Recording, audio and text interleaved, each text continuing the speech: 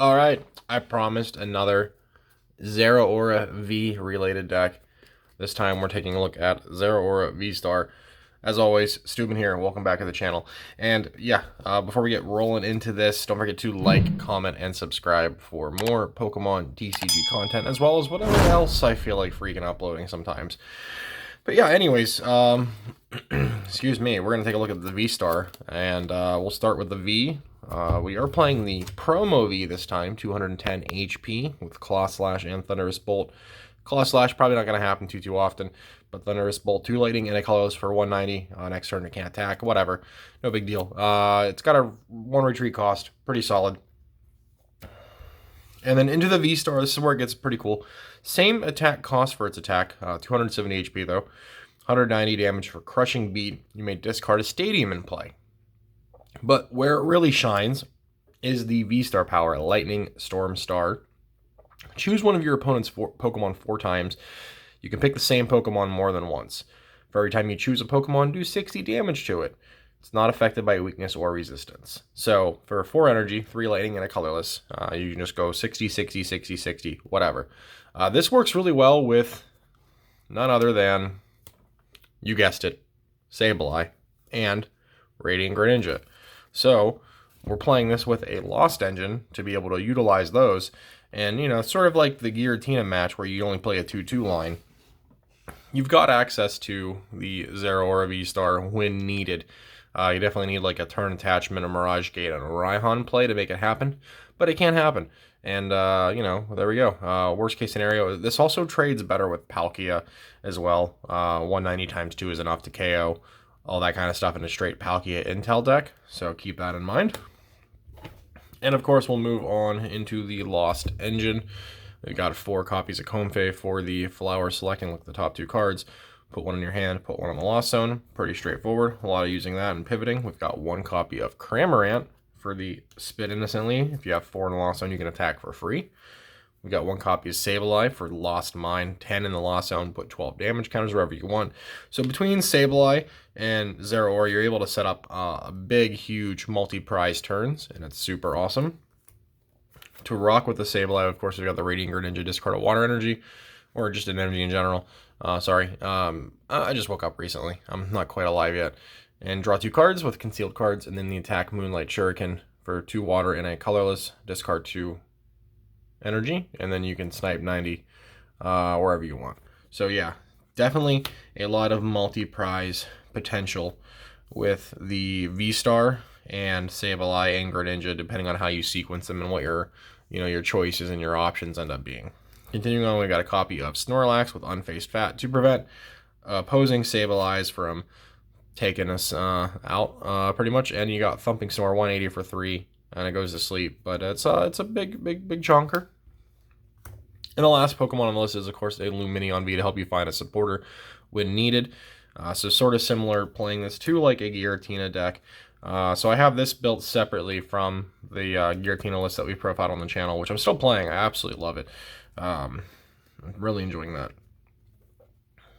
So yeah, we've got 4 copies of Colress's Experiment to start off the supporters. Look at the top 5 cards of your deck. Put 3 of them into your hand and 2 in the Lost Zone.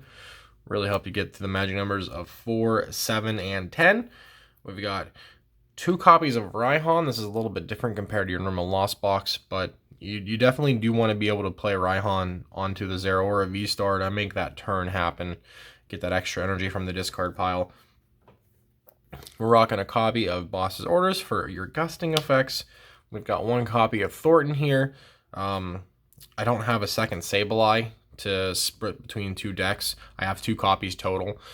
So 1 is in this and 1 is in Giratina. And so I figured we could just play Thornton. And Thornton here has mixed uses, especially with the V and everything else. Or worst case scenario, like you can grab whatever with Lumineon, and then Lumineon can sit there and then tag into Zeraora V if you end up discarding one, and then evolve into the V-Star. So a little bit different of a use compared to normal, but we're just going to rock with what we have. I think this is allowing for cheeky plays too. You could always turn a Comfey or, Cramorant into Sableye as well. Last supporter, 1 copy of Roxanne for the comeback potential. Really good. They take 3 prizes, and then, you put them down the 2 cards in hand and disrupt them. Pretty solid. Onto the items. We're rocking 4 copies of Quick Ball. Pretty straightforward. Discard a card from your hand, search your deck for a basic Pokemon. We got 1 copy of Ultra Ball. Discard 2 and find any Pokemon. So in this case, V-Star. And we got 1 copy of Hisuian Heavy Ball to grab a basic from the prizes. Continuing on, we've got 1 copy of Ordinary Rod and 1 copy of Energy Recycler to reuse and abuse our Pokemon and our energy cards. Just pretty much like a Giratina list so far. We've got 4 copies of Mirage Gate.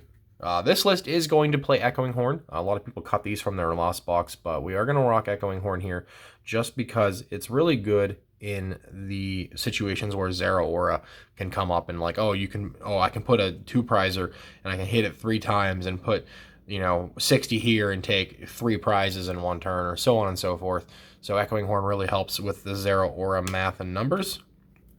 We've got 4 copies of Scoop Up Net, of course, for our pivoting and reusing and abusing of our single prize abilities. We've got 2 copies of Escape Rope for more pivoting and, to get around anything pesky on their side of the field and just reset us. Continuing on, we've got 1 copy of Choice Belt and 1 Air Balloon for our tool cards. And our anti-tool card, we've got, of course, Lost Vacuum to help us get into the numbers that we need faster and remove tools from our opponent's Pokemon.